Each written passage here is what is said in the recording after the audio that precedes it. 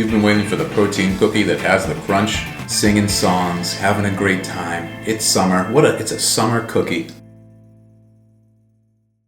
Welcome back to the Anabolic Hub, where we make anabolic deliciousness. We're back inside my kitchen today, taking a look at an original recipe. We're going to be doing s'mores protein cookies. These are fantastic. Now I know what you're going to say, it's a lot of ingredients, and yes it is. And could we give or take on one or two? Maybe, but I'm telling you, it's not going to taste quite right if you do that. You're better off seeing it all through. Chances are you probably have most, if not all, of the ingredients anyway. If you're looking to do any kind of shredding plan, any kind of main gaining plan, any kind of weight loss plan, you need yourself a good tasting cookie that's going to kill all cravings. I think this cookie does that. So without any further ado, let's get things started by taking a look at the ingredients. Here we go. Chocolate-based casein protein powder, all-purpose flour, graham crackers, Swerve granular, cornstarch, baking powder, baking soda, salt. I can't believe it's not butter.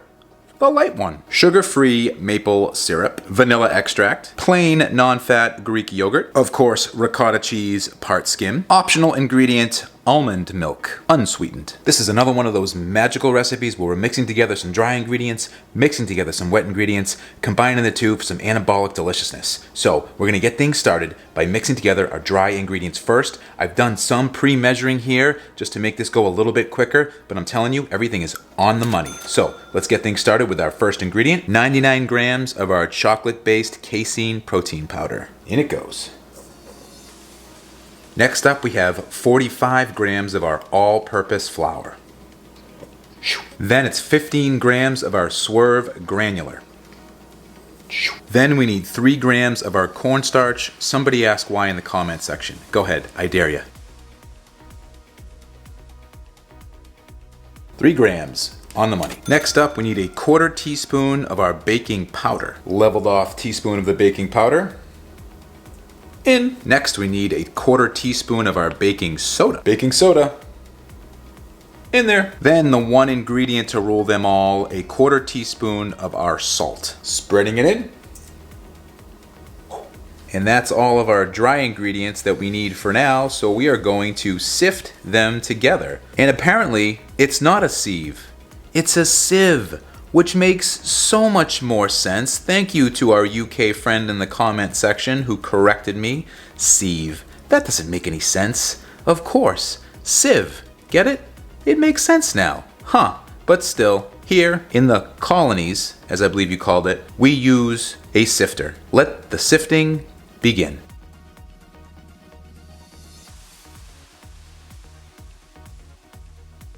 Sifting complete. So would it be sieving? I don't even care anymore. You know what? It's America. Here anyway. We sift. Sifting done. Now we're gonna get to mixing together our wet ingredients. First one going in is 56 grams of the I can't believe it's not butter, the light one. And we're gonna be using, yes, the negative scale trick. 56 grams on the money. Next up is 20 grams of our sugar-free maple syrup. 20 grams in. Give these a quick mix or mash. Next, we need 25 grams of our Swerve brown sugar. Nailed it, 25 grams on the money. Then we need 5 grams of our vanilla extract. Highly recommend next time you get some vanilla extract, poke it with the toothpick. So much easier to pour accurately. In it goes. 5 grams in. Just a quick little interlude here to remind you to smash the like button, subscribe if you're not already subscribed, and why don't you comment down below if you can find the chocolate and or marshmallow emoji. If you can find it, enter it in the comment section. All right, go. Now, back to the video. And our next wet ingredient, we're going to use 185 grams of non-fat Greek yogurt. Plain. Negative scale trick.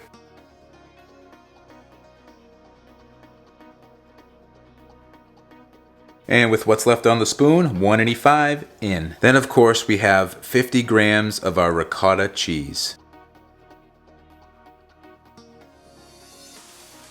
50 grams in. Once you have all that in there, you gotta mix it up.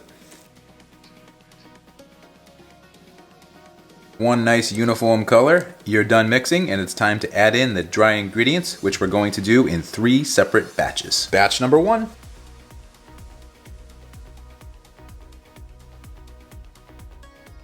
Batch number 2. And batch number 3.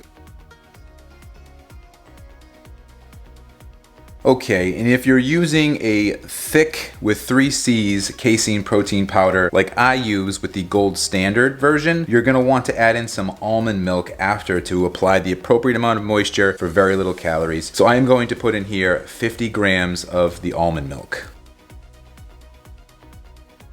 Then we mix it up.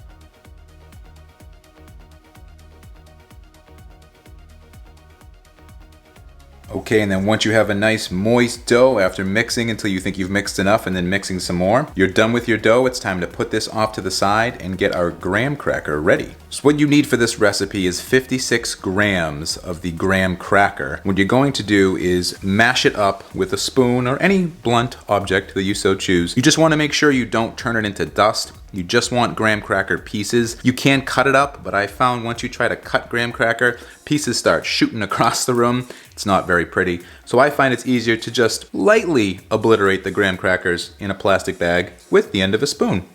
Like this.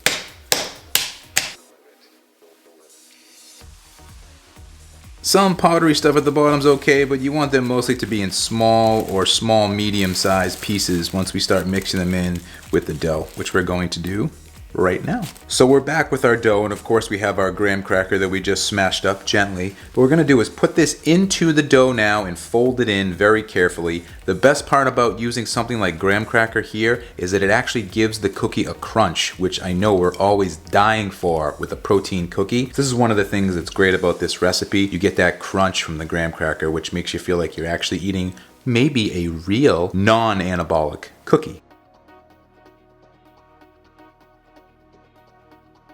And once you have your graham cracker folded into the dough and it's nice and dispersed, next thing you're going to do is put in your chocolate chips that are sugar-free and of course your mini marshmallows. So what I like to do is hold out about 10% of each. So I have 30 grams of the marshmallows and I have 30 grams of the chocolate chips. I'm going to hold some out to put on top of the cookies after we get into the baking process. So take those out, put them to the side. I'll let you know when we need to put those on top of the cookies. And the rest we just dump in and fold in.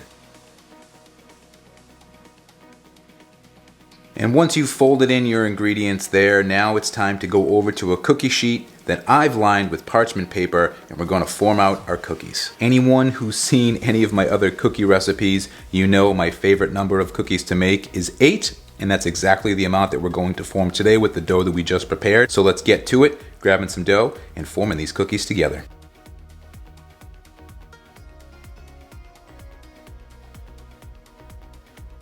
Per usual, we get a little dirty in our videos, but that's okay. I formed all the cookies. There's a little bit of the marshmallow and some of the chocolate chip bits that of course we left off to the side with more of the marshmallows. We're gonna hold on to these until after we start baking. What we're gonna do is get our oven heated up to 350 degrees Fahrenheit or 175 degrees Celsius. We're going to bake them for 6 to 8 minutes. We're gonna pull them out. We're gonna put on our extra marshmallows and chocolate chips right on top of the cookies, and then we're gonna bake it for 2 more minutes after that. Let's get it going.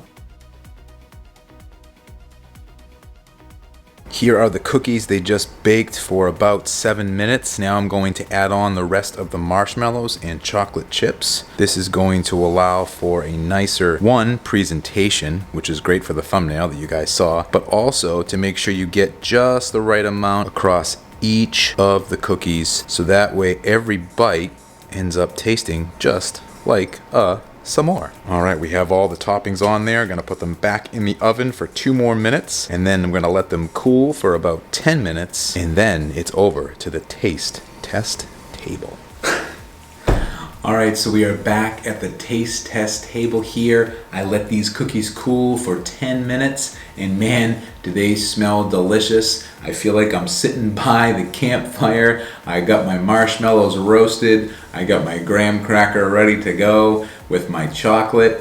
But now, in addition to all that, I have some anabolic deliciousness that's loaded with protein. Oh my goodness. With no further ado, let's dive right in and do our taste testing here. It took a few iterations, but I think this one you guys are gonna love. Let's grab, let me see. Oh, they all look delicious. Let's go with this one here. Look at all that graham cracker and marshmallow that we have on there. With no further ado, let's take a bite. Here we go.